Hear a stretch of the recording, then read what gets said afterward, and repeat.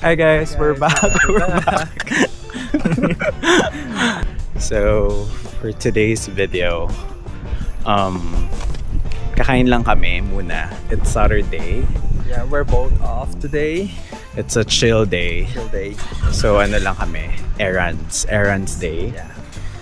So, Magbe-brunch muna kami, hindi pa kami kumain ng breakfast. Actually, medyo late na kami nagising today. yeah.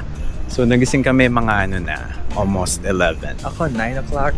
I did some, laundry. Yeah, so muna kami, mag-brunch. Dito kami sa Alouette. Cafe Alouette. Cafe Alouette.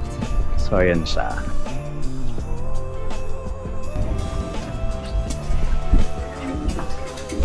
Cafe Alouette. Yeah. Yung reservations ba?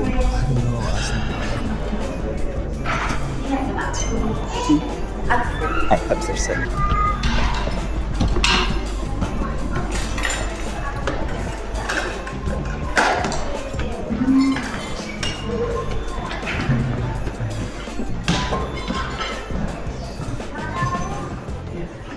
Hi. Arigato gozaimasu. So, dito tayo.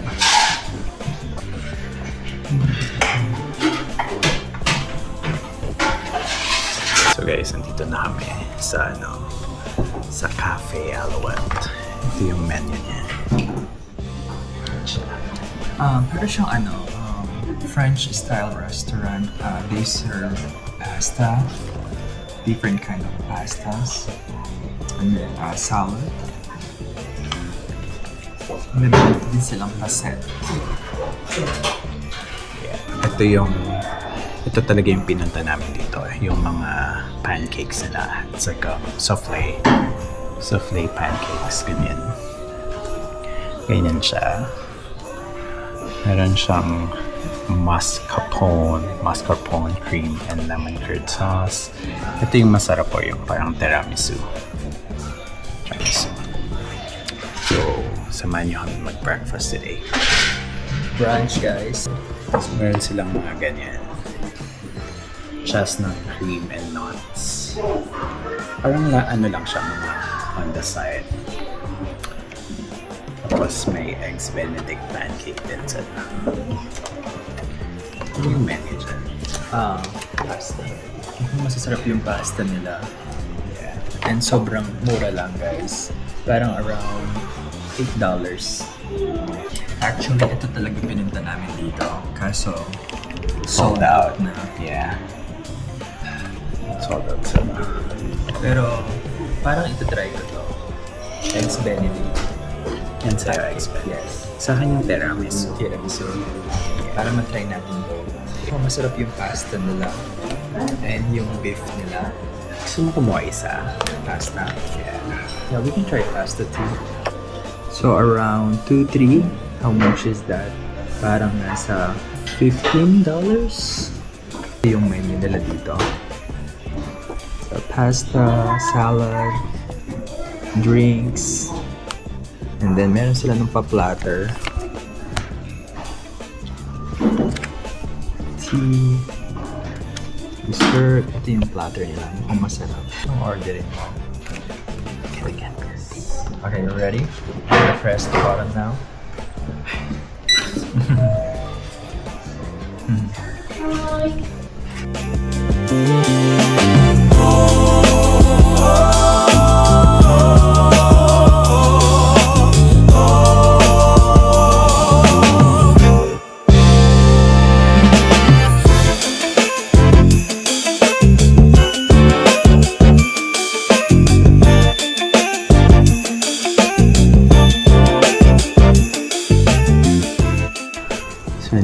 order namin. So ito yung order ko, yung apple crumble souffle pancake. Tapos ano yung order mo? Egg Benedict pancake. Yeah, that's egg benedict pancake. And What is this again? I forgot. Shrimp and scallops. pasta. That's shrimp and scallop pasta. Look at that. So, and ang liit ng orange juice nila. Tapos parang ano siya. Parang medyo Maputla. maputla. And then I got Tapos iced coffee. black iced coffee. Sure, ako yung mag-mix. Zero. So, kain muna kami. Almost 1 p.m. na. So, brunch na to. And this is gonna be our last meal for the day. Baka mag-ano lang kami later. Mag-snacks. Kasi, marami kaming gagawin today. Like errands day, gala day. Hi guys, so done na kami kumain. Sobrang busog guys. Napakasarap ng pagkain. Tapos malaki pala yung ano niya, malaki Serving. pala yung serving niya Oo. sa picture. Sa Hindi hindi ganun ka kalaki. Pero nung Sinerve, napakalaki. Yeah. 3 pancakes in Na- 1 plate. yeah. Big plate. makita nyo na makita nyo siya sa video. Nakita nyo naman sa video kanina. Yeah. How do you rate the Oh, yung your pasta. pancake? Oh, pancake. I like Eggs Benedict. I'll say 10 over 10. Yung Hollandaise sauce niya, ano lang siya, very light. Yung taste niya, diba? Yeah. With the bacon. Yung bacon nila dito, like parang Very light. Para siyang Canadian bacon. Na pero, diba? Very light. Canadian bacon is below. Bilog. Pero like yung paaba lang siya. Yeah. Na Yeah. parang sobrang lambot. Yeah, very light yung ano din niya, yung flavor niya, yung taste niya. Yeah. Masarap siya actually. For the price, magkano yun? Not bad itself. Almost 2,000. Yeah. Almost 2,000 yen, so around $14. Around $14. Yes. Yeah, not bad. Tapos yung kanya medyo more on a savory side. Yung sa akin, More on a dessert. more on a dessert. Kasi ano siya, apple crumble souffle pancake. So medyo okay lang, matamis. Kaya yeah, tapos Yeah, kasi yung balak talaga namin is yung ano nila, yung famous nila, yung tiramisu. sausage, tsaka yung parang tiramisu. meal. Yeah. Parang Breakfast meal, yeah. Yeah, kasi 1 p.m. na. So sold out na sila. Tapos yung first choice ko is yung tiramisu, which is sold out na din. Kaya nag-apple crumble. Maybe next time, ito-try namin ulit. Baka punta kami dito ng medyo maaga. Yeah. I mean, it makes sense. Saturday today, medyo maraming tao dun sa baba. Scallops, shrimp pasta. Yeah. Masarap siya actually. Parang hindi siya yung typical. No white sauce. Yeah. Yung pancake namin, same siya. Is 1,980. So almost 2,000 yen. Yeah. Tapos yung pasta is 1,800. So $12, magkano sa Pinas yun? $12 is 600 pesos, which is not bad. Basta yung bill natin is almost 5,900. Also 6,000. So 6,000 is around what? $30? Yeah, which is not bad actually. $35. Yeah, with iced coffee and orange juice na siya. And sobrang laki ng serving. Actually, parang 2 hours nga kami doon eh. Hindi namin maubos-ubos yung food. Actually, Take out na kami. Nasa na siya, nasa Yeah. container. Ayan. Oo. Kasi hindi namin maubos. Maubos-ubos. Pero yung pasta naubos kasi yun yung parang pinakagusto ko. Yeah. Kasi I'm more on a carbonara person. Yung White pasta, white sauce. White sauce, yes. Yeah, so medyo enjoy naman. Hindi lang namin, I mean lahat ng in-order namin is not on our first choice list. Which is we can always come back To try the other. to try the other meals. And so we're going on the next stop. Okay guys, we're here. Dito na kami sa may shrine. Check lang namin kung anong meron dito. First time namin pumunta sa mga shrine dito sa may area namin. And we're here to check the tour gates.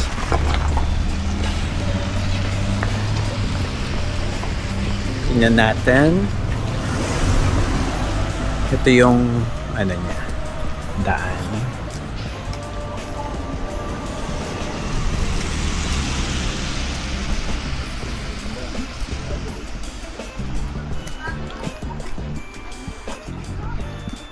Doon yung parking niya. Tapos, kailangan mo maglakad papunta doon sa shrine. Yan. Yan siya. Medyo gubat na siya.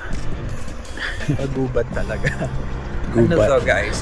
One of the shrines dito sa Misawa. Yeah. Samahan namin kayo. Samahan nyo pala kami. Samahan nyo kami May parking din pala doon. sa loob. Baka yung parking. Pakita ko sa inyo yung yung entrance.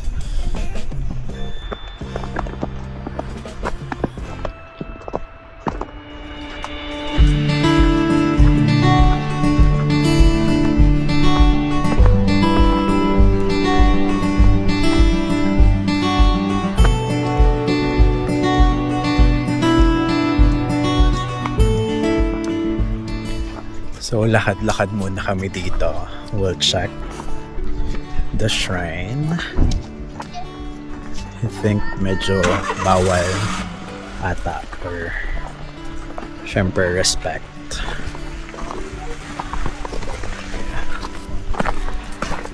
So, ganito siya.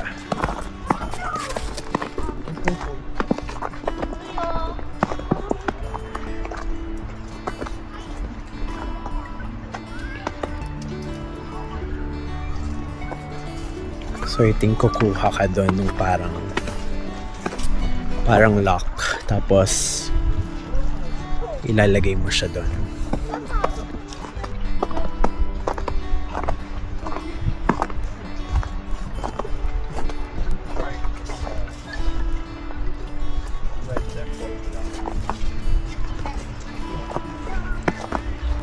So, medyo tahimik. Bawal maingay. Guys, kasi maraming taong nagdadasal kasi shrine nga siya, di ba? Nagdadasal ba? Oo. So, Di pakita pa- mo yung yun doon. Nagulog sila ng coins. Nagdadasal. Yeah. Tapos, parang kukuha sila ng paper. Ayun. Tapos, ilalagay mo dito. Ilalagay mo siya dyan. Kung for the luck ata yun. Yeah. For the good luck.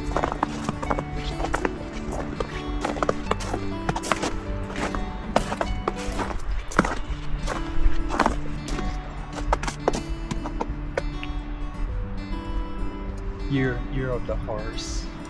Yeah. Snake.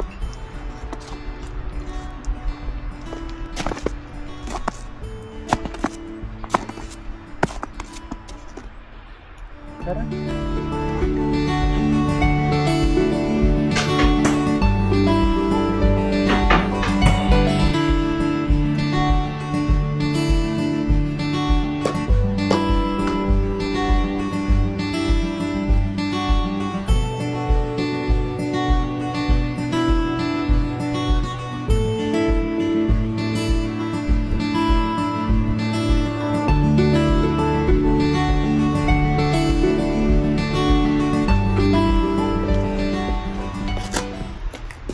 Hey guys, so pupunta na kaming mall kasi magpapagawa ako ng salamin ng eyeglasses kasi nawala yung eyeglasses ko nung nasa Chicago kami nung last time. So kailangan ko nang magpagawa ng Naiwan niya sa Uber, guys.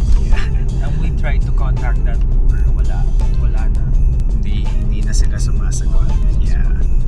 Like, before kami mag-Chicago, ano pa lang yun, almost 1 month pa lang yung salamin ko, kakapagawa ko lang. Then, nawala ko siya. Pero dito guys, sobrang mura ng magpagawa ng salamin. I would say like same lang sa Philippines bro. Like yung meron ng transition yung salamin mo. Like pag gusto mo lumabas, $100, right? Magkano Oo. $100? 5,000 pesos sa gitna. Mga 150 Canadian. Yung paggawa ko nung sa akin, mahal. Kasi Ray-Ban yung frame. So parang mga $500 yun. Pero dito, $100 lang.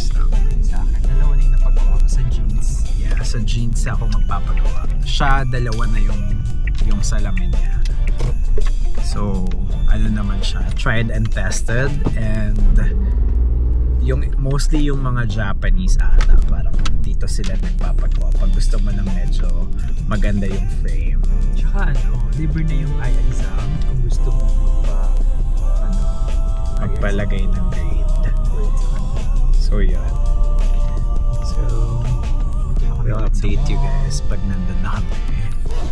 Sana hindi busy. I doubt kasi Saturday na yun. So busy siya.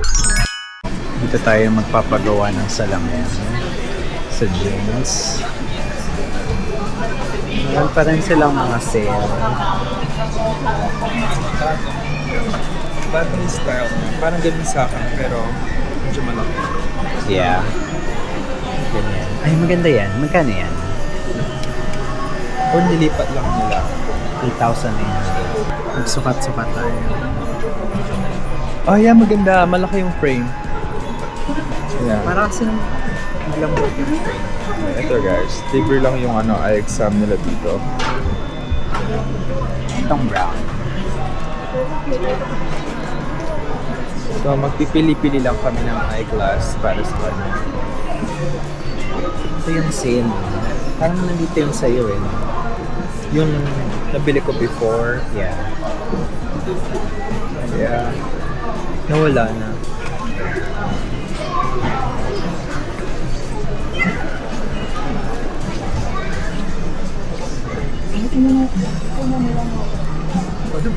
Ito talaga yung pinaka-gusto ko dito. This one.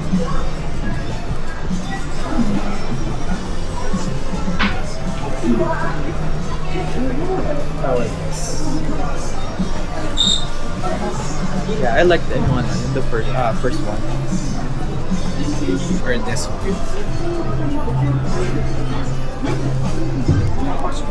Maganda rin yan actually. Malaki yung frame. So ito guys, yun yung mga prices. Nasa mismo eyeglasses. Or this one?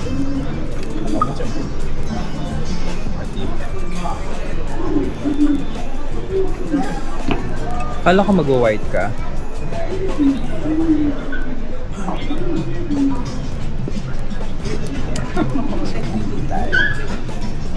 Ito medyo grayish yung color.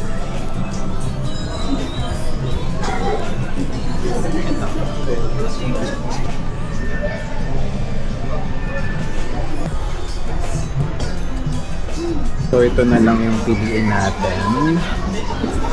Tapos pinag-isipan ko kung papalagyan ko siya ng color lens. Yung transition. We'll see. Pero I think this is the eyeglasses for me. Actually, ito maganda. Yeah. Like, Ganda yan. Para kang Korean celebrity. Korean celebrity. So ayun guys, nakabili siya ng salamin niya.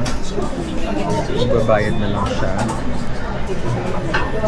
before i-take yung eye exam niya.